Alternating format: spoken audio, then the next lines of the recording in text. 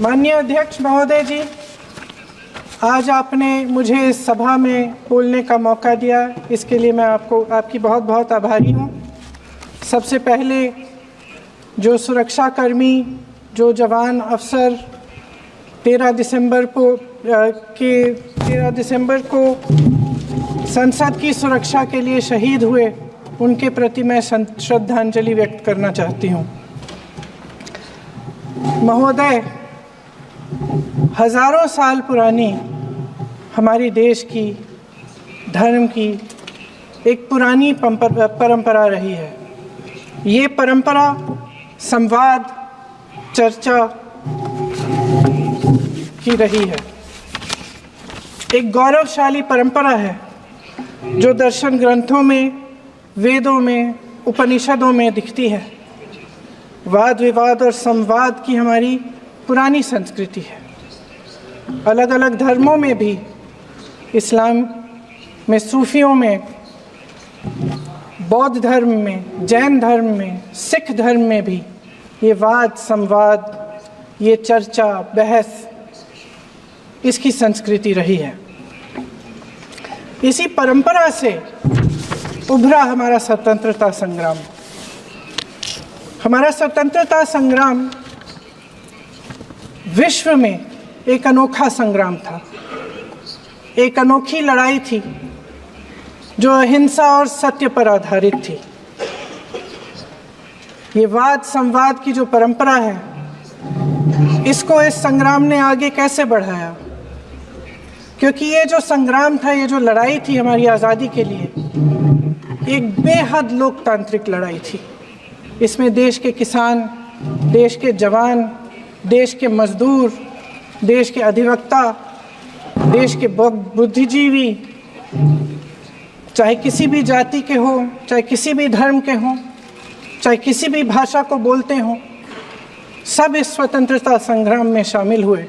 सब ने हमारे देश की आज़ादी की लड़ाई लड़ी।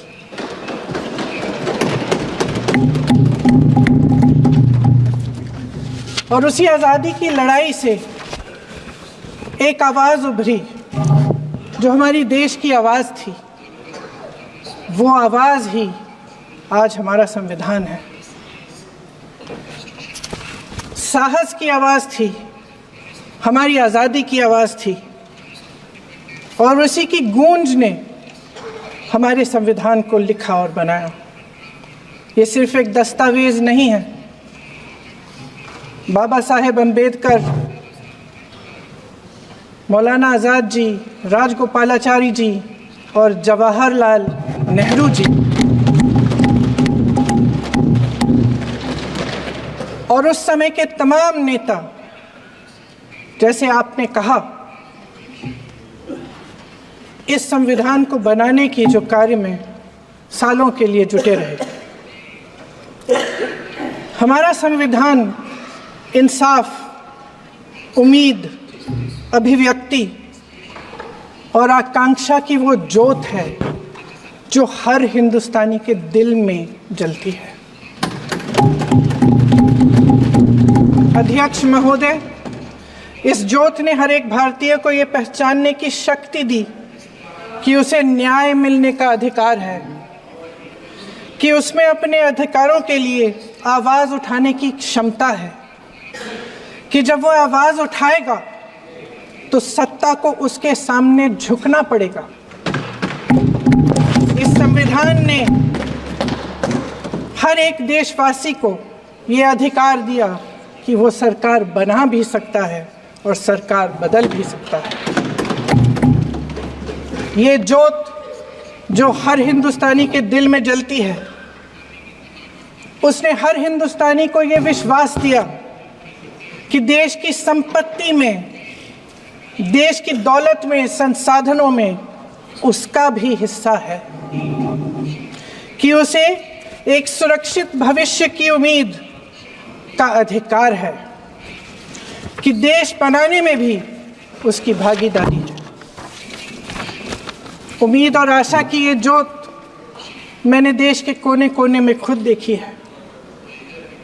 उन्नाव में मैं एक रेप पीड़िता के घर गई।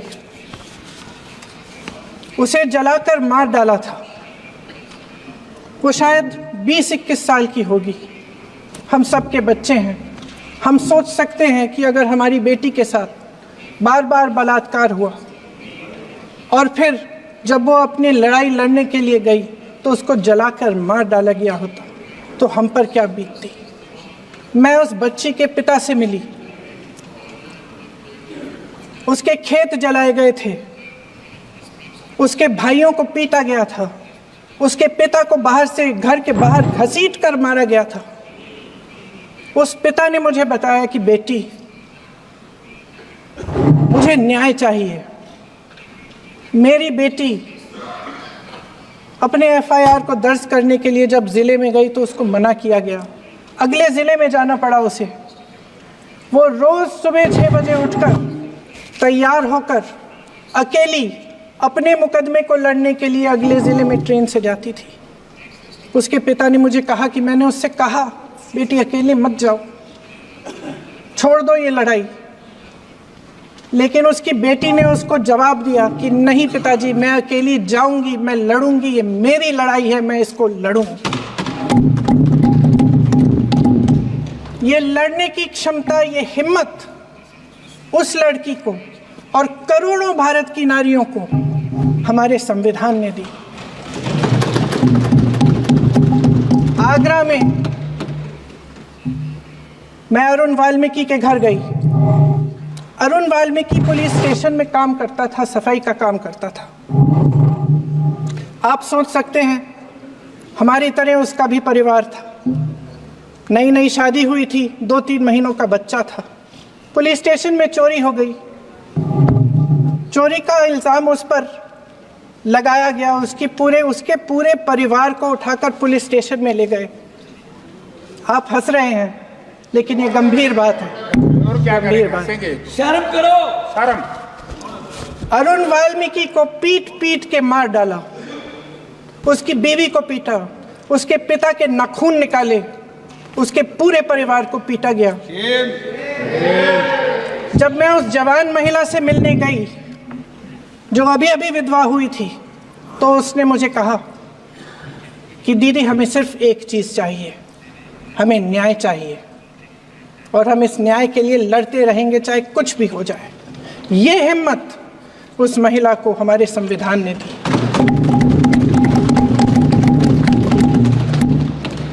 संभल के कुछ लोग आए थे हमसे मिलने जो मृतकों के परिवार के सदस्य थे। उसमें 2 बच्चे थे, अदनान और उज़ैर। आप सुनिए, आप सुनिए। उसमें 2 बच्चे थे, अदनान और उज़ैर। एक बच्चा मेरे बच्चे की उम्र का है, दूसरा उससे छोटा 17 साल का है। दर्जी के बेटे थे। दर्जी का एक ही सपना था कि वो अपने बेटों को पढ़ाएगा, लिखाएगा।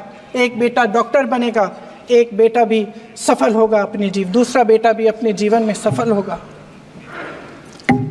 उनके पिताजी हर रोज उनको स्कूल छोड़ते थे। उस दिन भी स्कूल छोड़ने के बाद अपनी दुकान में चले गए। उन्हें पता नहीं था कि विवाद हो रहा है। उन्होंने भीड़ देखी, घर आने की कोशिश की तो पुलिस ने गोली से मार डाला। वो 17 साल का बच्चा अदनान मुझसे कहता है,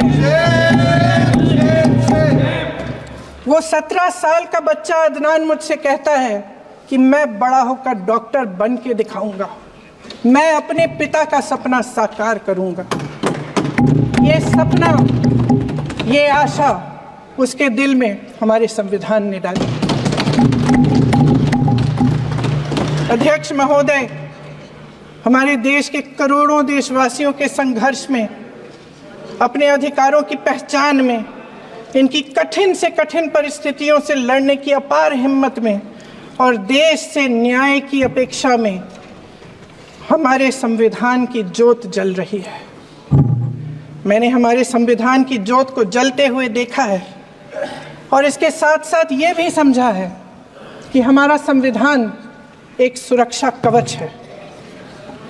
एक ऐसा सुरक्षा कवच है जो देशवासियों को सुरक्षित रखता है, न्याय का कवच है, एकता का कवच है और अभिव्यक्ति की आज़ादी का कवच है। दुख की बात यह है कि मेरे सत्ता पक्ष के साथी जो बहुत बड़ी बड़ी बातें करते हैं, इन्होंने इन 10 सालों में ये सुरक्षा कवच, सत्ता पक्ष के मेरे साथियों ने ये सुरक्षा कवच तोड़ने का पूरा प्रयास किया है। संविधान में सामाजिक, आर्थिक और राजनीतिक न्याय का वादा है। ये वादा एक सुरक्षा कवच है जिसको तोड़ने का काम शुरू हो चुका है। लैटरल एंट्री और निजीकरण के जरिए ये सरकार आरक्षण को कमजोर करने का काम कर रही है। अगर लोकसभा में ये नतीजे नहीं आए होते तो ये संविधान बदलने का काम भी शुरू कर लेते। सच्चाई ये है अध्यक्ष महोदय कि आज संविधान बार बार इसलिए कह रहे हैं क्योंकि इस चुनाव में इनको पता चल गया कि इस देश की जनता ही इस संविधान को सुरक्षित रखेगी, कि इस चुनाव में हारते हारते जीतने से इन्हें एहसास हुआ कि ये संविधान बदलने की बात इस देश में नहीं चलेगी। आज जनता की मांग है कि जाति जनगणना हो। सत्ता पक्ष के मेरे साथी ने इसका जिक्र किया। ये जिक्र भी आज इसलिए हो रहा है क्योंकि चुनाव में ये नतीजे आए। ये जाति जनगणना इसलिए जरूरी है ताकि हमें पता चले कि किसकी क्या स्थिति है और नीतियां उस हिसाब से बने। इनकी गंभीरता का प्रमाण ये है कि जब चुनाव में पूरे विपक्ष ने जोरदार आवाज उठाई कि ये जाति जनगणना होनी चाहिए, तो इनका जवाब देखिए। इनका जवाब भैंस भाग भैंस चुरा लेंगे, मंगलसूत्र चुरा लेंगे, इनका ये जवाब था। ये गंभीरता है इनकी जाति जनगणना पर। महोदय, हमारे संविधान ने आर्थिक न्याय की नींव डाली, किसानों, गरीबों और को जमीन बांटी, भूमि सुधार किया, जिसका नाम लेने से कभी कभी आप झिझकते हैं और कभी कभी उनका नाम धड़ाधड़ इस्तेमाल किया जाता है अपने आप को बचाने के लिए। उन्होंने HAL, BHEL, SAIL, GAIL, ONGC, NTPC, railways, IIT, IIM, oil refineries, तमाम PSU बनाए। अध्यक्ष महोदय, उनका नाम पुस्तकों से मिटाया जा सकता है, उनका नाम भाषणों से मिटाया जा सकता है, लेकिन जो उनकी भूमिका रही इस देश की आज़ादी के लिए और इस देश के निर्माण के लिए, वो इस देश से कभी मिटाया नहीं जा सकता। 75 सालों में जनता का भरोसा रहा कि नीतियाँ बनेंगी तो जनता की भलाई के लिए बनेंगी। जल जंगल जमीन का अधिकार मिला आदिवासी भाई बहनों को। इंदिरा जी ने बैंकों का राष्ट्रीयकरण करवाया, खदानों का राष्ट्रीयकरण कराया। कांग्रेस और यूपीए की सरकारों में शिक्षा का, भोजन का अधिकार मिला। 75 सालों में जनता का भरोसा मिला।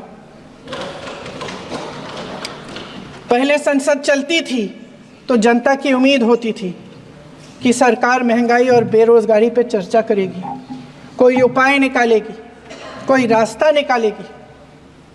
लोग मानते थे कि अगर कोई नई आर्थिक नीति बनेगी तो देश की अर्थव्यवस्था को मजबूत बनाने के लिए बनेगी, तो भारतीय बाजार को मजबूत बनाने के लिए बनेगी, उनके भविष्य को मजबूत बनाने के लिए बनेगी। किसान और आदिवासी भाई बहन भरोसा करते थे कि यदि ज़मीन के कानून में संशोधन होगा तो उन्हीं की भलाई के लिए होगा। आप नारी शक्ति की बात करते हैं। आज चुनाव की वजह से शायद इतनी बातचीत हो रही है नारी शक्ति के बारे में, क्योंकि हमारे संविधान ने महिलाओं को ये अधिकार दिया, उनकी शक्ति को परिवर्तित किया वोट में, और आज आपको पहचानना पड़ रहा है कि महिलाओं के बिना, कि नारी शक्ति के बिना ये सरकारें नहीं बन सकती हैं। इसीलिए आज आप नारी शक्ति की बातें दोहरा रहे हैं। जो आप नारी शक्ति का अधिनियम लाए हैं उसको लागू क्यों नहीं करते? वो 10 साल बाद लागू क्यों होगा?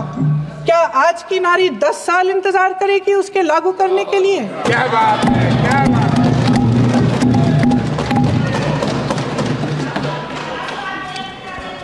आज संसद में बैठे हुए सत्ता पक्ष के मेरे साथी ज़्यादा से ज़्यादा अतीत की बातें करते हैं। 1900 किस में क्या हुआ, कब हुआ, नेहरू जी ने क्या किया। अरे वर्तमान की बात करिए, देश को बताइए आप क्या कर रहे हैं, आपकी जिम्मेदारी क्या है? कि सारी जिम्मेदारी जवाहरलाल नेहरू की है। अध्यक्ष महोदय जी, ये सरकार आर्थिक न्याय का सुरक्षा कवच तोड़ रही है। आज संसद में बैठी ये सरकार बेरोजगारी और महंगाई से जूझ रही हमारी जनता को क्या राहत दे रही है? कृषि के कानून भी बड़े बड़े उद्योगपतियों के लिए बन रहे हैं। सही एमएसपी को छोड़िए, डीएपी तक नहीं मिल रहा है।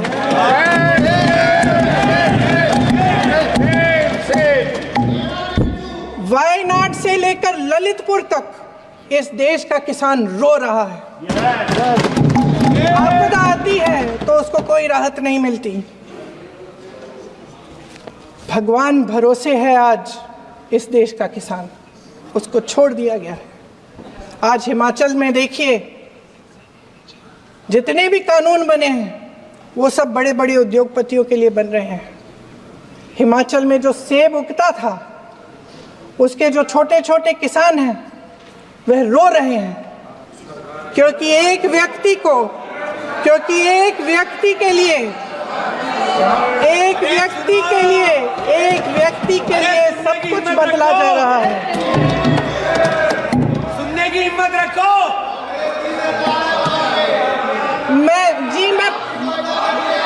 अध्यक्ष महोदय जी, अध्यक्ष महोदय जी,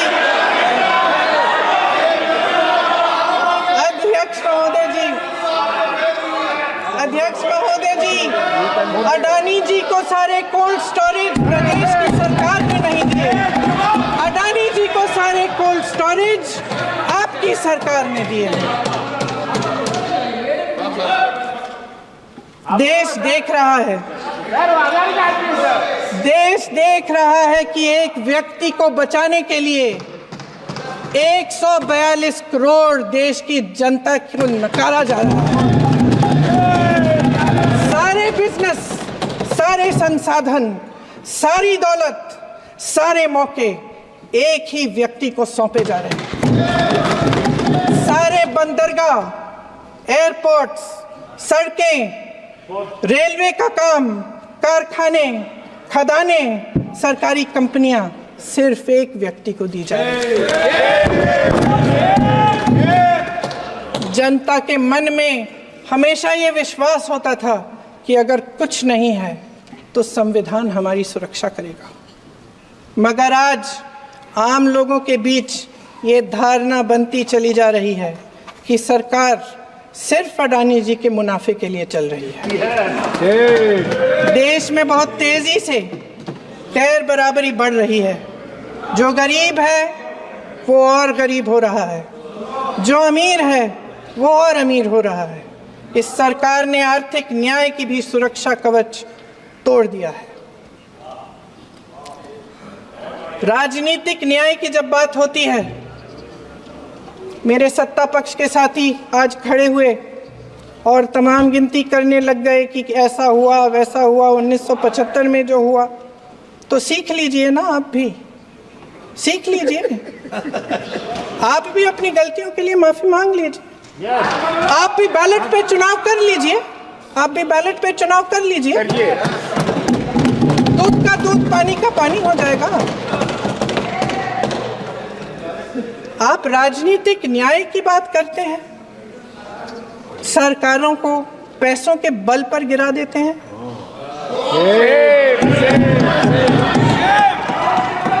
मेरा आग्रह है कि अपन संविधान में सकारात्मक बोले।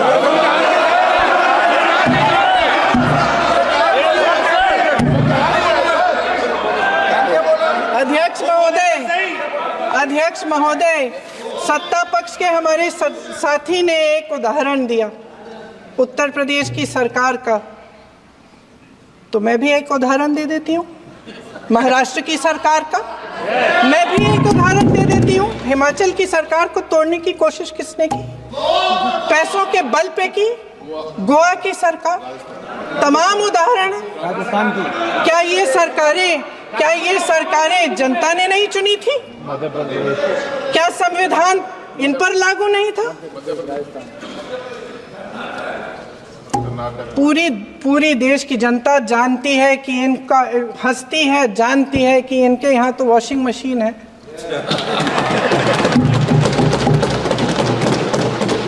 तो यहाँ से वहाँ जाता है वो धुल जाता है। इस तरफ दाग, उस तरफ स्वच्छता। और मेरे कई ऐसे साथी हैं जो इस तरफ होते थे उस तरफ चले गए, मुझे दिख भी रहे हैं, वॉशिंग मशीन में शायद धुल गए हैं। अध्यक्ष महोदय, जहां भाईचारा और अपनापन होता था, जहां हमारे संविधान ने एकता का सुरक्षा कवच दिया था, वहां शक और घृणा के बीज बोए जा रहे हैं। एकता का सुरक्षा कवच तोड़ा जा रहा है। प्रधानमंत्री जी यहाँ सदन में संविधान की किताब को यूं माथे से लगाते हैं, लेकिन संभल में, हाथरस में, मणिपुर में जब न्याय की गुहार आती है, उठती है, तो उनके माथे पे शिकन तक नहीं आता।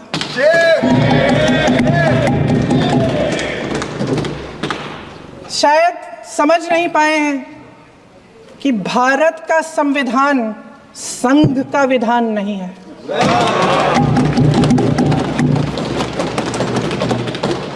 भारत के संविधान ने हमें एकता दी, हमें आपसी प्रेम दिया। उस मोहब्बत की दुकान जिस पर आपको हंसी आती है, उसके साथ करोड़ों देशवासी चले। करोड़ों देशवासियों के दिल में एक दूसरे के लिए प्रेम है, घृणा नहीं है।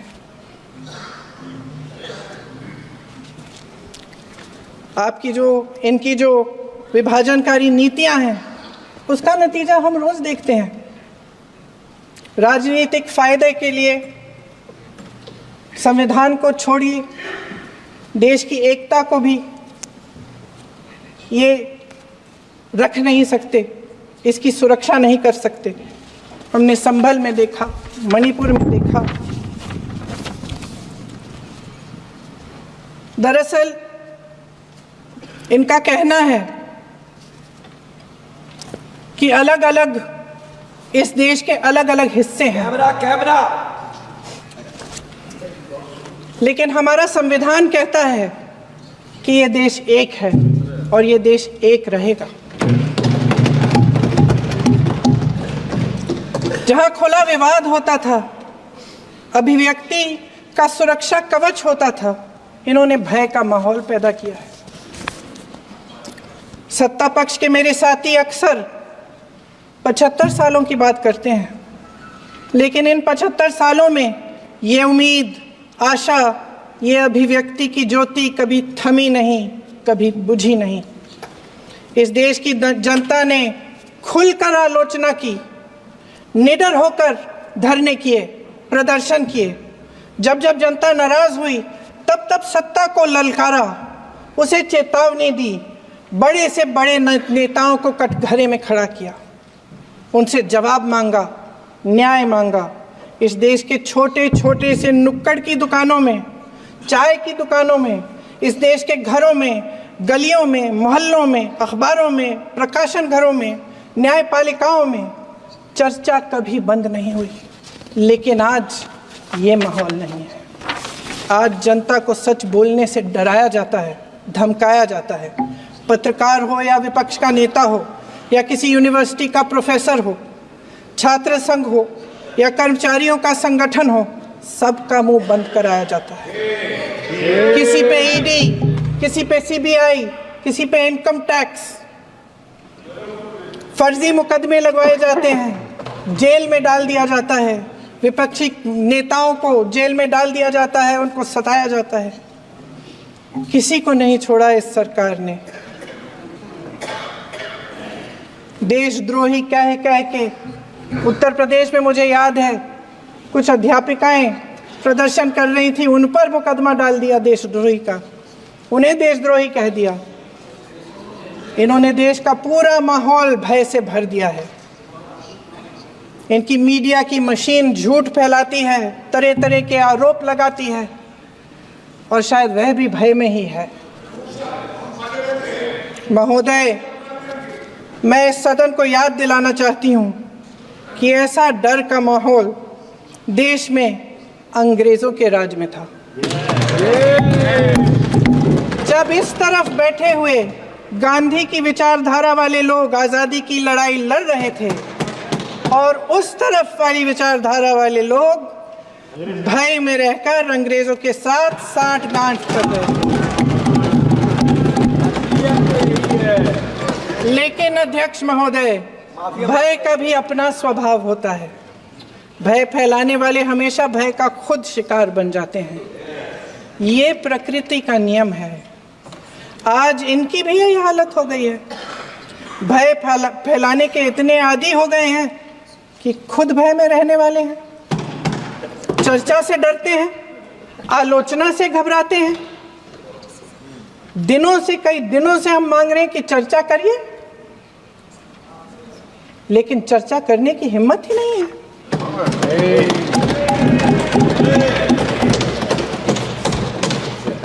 एक कहानी होती थी अध्यक्ष महोदय, शायद बचपन में आपने भी सुनी होगी। राजा भेष बदलकर बाजार में आलोचना सुनने जाता था। ये सुनने जाता था कि प्रजा मेरे बारे में क्या कह रही है, मैं सही रास्ते पे चल रहा हूँ कि नहीं। लेकिन आज का राजा, भेष तो बदलते हैं आज के राजा, शौक तो है उनको भेष बदलने का, लेकिन न जनता के बीच जाने की हिम्मत है और न आलोचना सुनने की।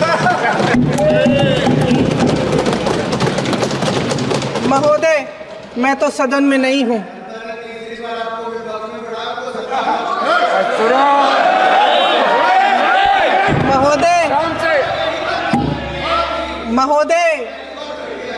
महोदय, जनता में बहुत विवेक है, ये सही है।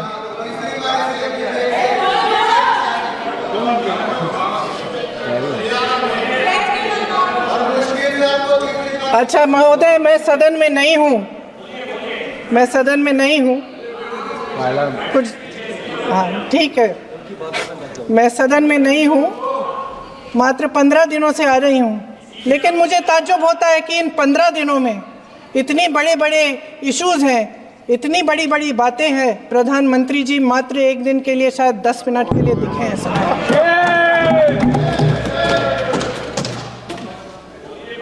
बात यह है अध्यक्ष महोदय जी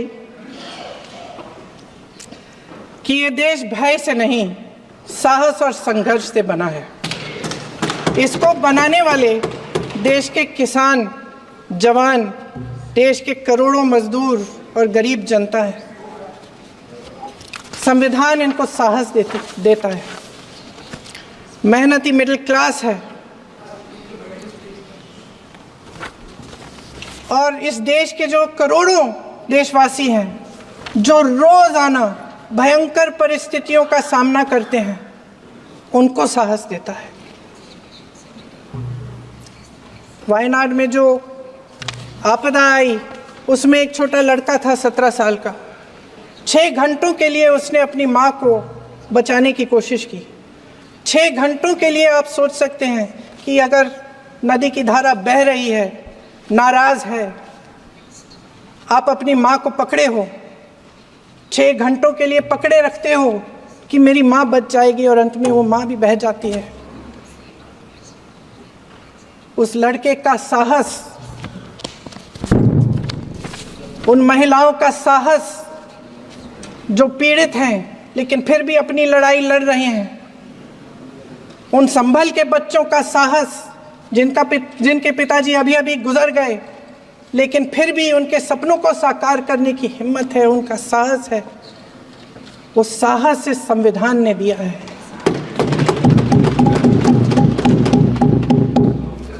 वो आत्मविश्वास इस संविधान ने दिया है।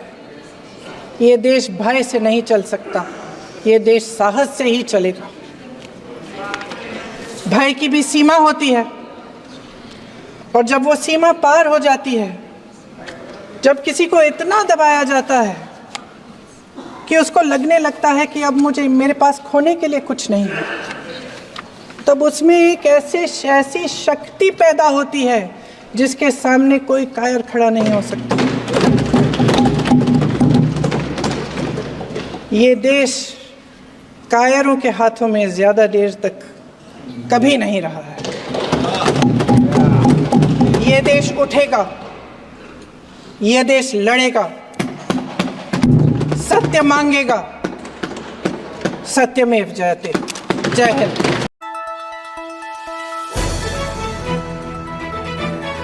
দ্য নিউজল্যান্ড, অবিরত তথ্যানুসন্ধান, আপোনাৰ সেৱাত খবৰ সন্ধান।